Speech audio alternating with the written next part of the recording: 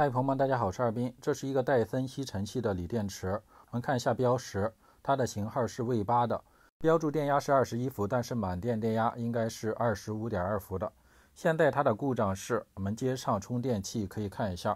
能够正常的启动，但是使用几秒钟之后就自动的停止了，也就是续航能力不足了。锂电池都是有循环寿命的，续航能力不足的时候就需要给它更换一下电芯。看一下拆解。钢台拆掉了上侧的固定螺丝，它的下侧都是卡扣进行固定的，需要找到2到3个撬棒，慢慢的将外壳上的内卡扣全部给它打开。戴森吸尘器的锂电池外壳还是比较难拆解的，里面的卡扣比较多，并且比较紧。在拆解的时候要注意一点，撬棒不能过深，防止造成里面的电路板损坏，或者说电芯短路的现象。打开外壳之后，可以看到它使用的是一个6串的电池组。更换电芯的话，首先需要将保护板与电池组分解开。拆解连接叶片的时候，一定要先拆解电池组与保护板的董正极或者董负极，然后依次拆解其余的中间电压检测叶片，否则的话会造成保护板锁板的现象。锁板的话需要解锁或者更换一个没有锁的保护板才能够继续使用，那样子就会增加成本，并且保护板与电池组上的连接叶片拆解掉之后，保护板上的一侧需要预留一定长度的连接叶片，便于后面的直接连接。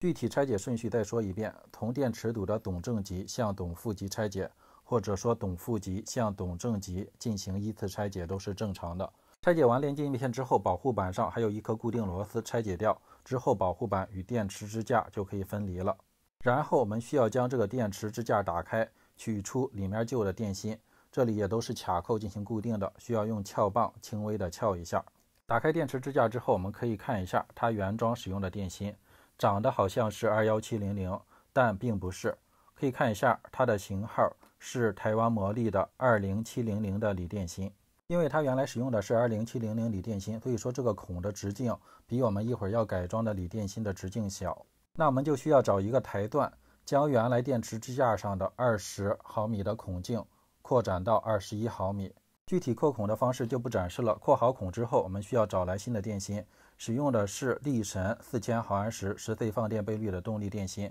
它的型号是21700。在使用之前，需要在电芯的正极给它贴上轻科纸。这里要注意一下，如果说不扩容更换原来电芯的话，想要找到进口的锂电芯，其实都是假的品牌，一定不要上当，那样子就不如购买新的锂电源了。将新的电芯按照原来旧电芯的方向放置到电池支架上，之后剪取连接叶片，准备对6块电芯进行一个串联连接。这里使用的是 0.2 毫米厚、10毫米宽的镀镍钢片。剪切到合适的长度之后，将它们的边缘做一下修整，然后剪取中间电压检测叶片，使用的是 0.2 毫米厚、3毫米宽的镀镍钢片。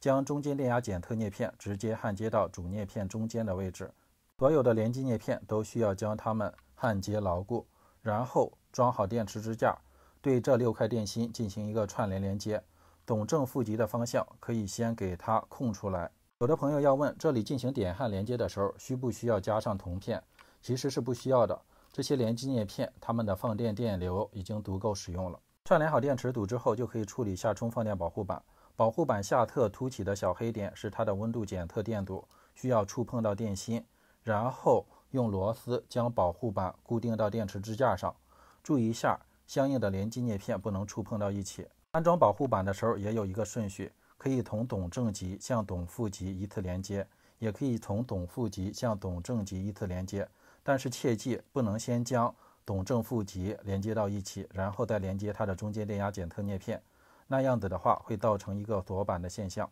我这里使用的就是从董负极向董正极依次连接。焊接上了董负极的连接叶片之后，依次向后连接，分别是 B1、B2、B3、B4、B5 中间电压检测点，最后连接的是电池组的董正极。连接完成之后，这个锂电源基本上就重新更换电池组完成了。看一下其余的连接线有没有断线的现象。一般来说，这个充电线由于不断的弯折会出现断裂，给它重新焊接上。焊接完成之后，插上充电器，看一下充电是否正常。亮的只要是蓝灯就没有太大问题，可以看到不断闪烁，正常充电当中。再看一下多功能表，充电电流在1安左右，没有问题。装好了外壳之后，再实验一下充电功能是正常的。一定要进行实验，否则安装外壳的时候有可能触碰到其他的线路，造成一个断线的现象。然后找来原装的这个吸尘器，测试一下放电功能，点击开始按钮能够正常运行，没有问题。这样这个戴森的吸尘器就更换电芯，并且